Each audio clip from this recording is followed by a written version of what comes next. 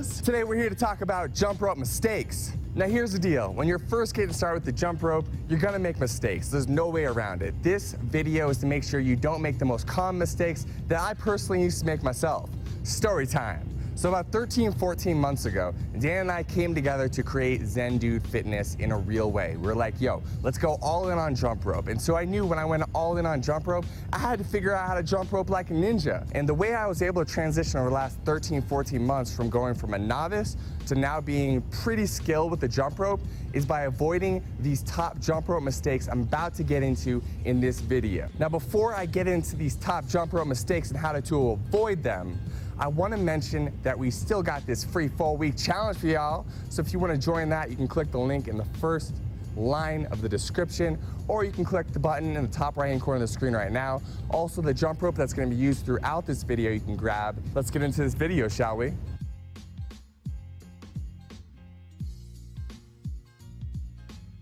All right, the first thing we're gonna start off with is where you're holding the jump rope. A lot of people don't talk about this, but it's extremely important. And so we're gonna dive deep into where to put your hands on the rope right now. And so you can see here, you have very little control if you're grabbing the bottom of the jump rope. The rope is loose and it makes it harder to do tricks or just get into a good rhythm. What you wanna do is choke up on the handles so your fingers are very close to the actual steel cable and the ball bearing. This will give you a lot more control of the rope and make the spin a lot smoother.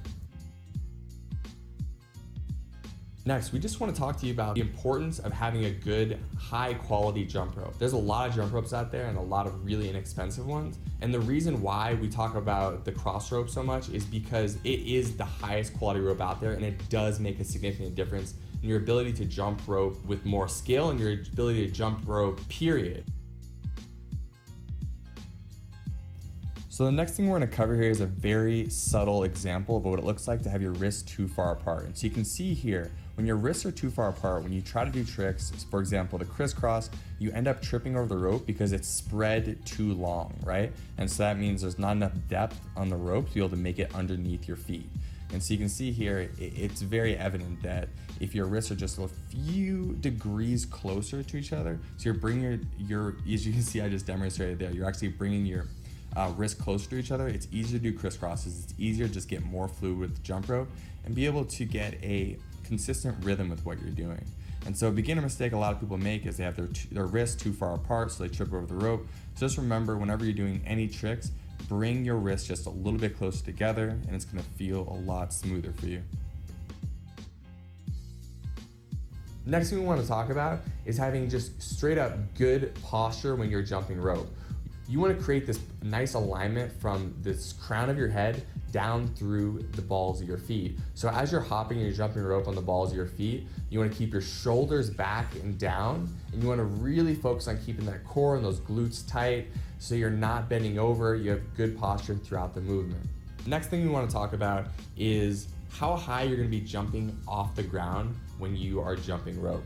And so a lot of people, when they first get started, try to jump high in the air so they don't trip over the rope. But really, that's the opposite of what ends up happening. When you jump higher in the air, a lot of times your hands come up. And so when your hands come up, you are also bringing the bottom of the jump rope up and you end up tripping over the rope. When you come just in a half inch or an inch off the ground, you have much more control. You're able to spin the rope more smoothly and your body isn't flailing around all over the place, and you're controlling this movement. The final thing I want to talk about is just your ability to get into a flow state while you're jumping rope. If you're really self-conscious about yourself and you're worried about tripping up, or people see you tripping up, just let all of that go. All that, worry about like messing up or like not, getting as good as you want to, as fast as you'd like to, like don't worry about that stuff. The whole point of jumping rope is just to take care of yourself. So the fact that you're even doing it is a win in itself.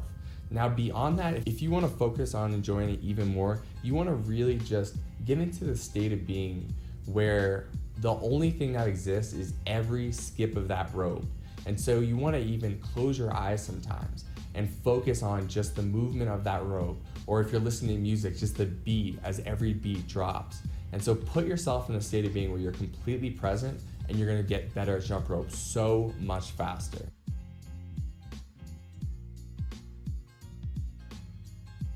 Finally, if you've enjoyed this video, if you like this video, please give it a like. If you have any questions, go ahead and drop them in the comments below. Please subscribe to the channel.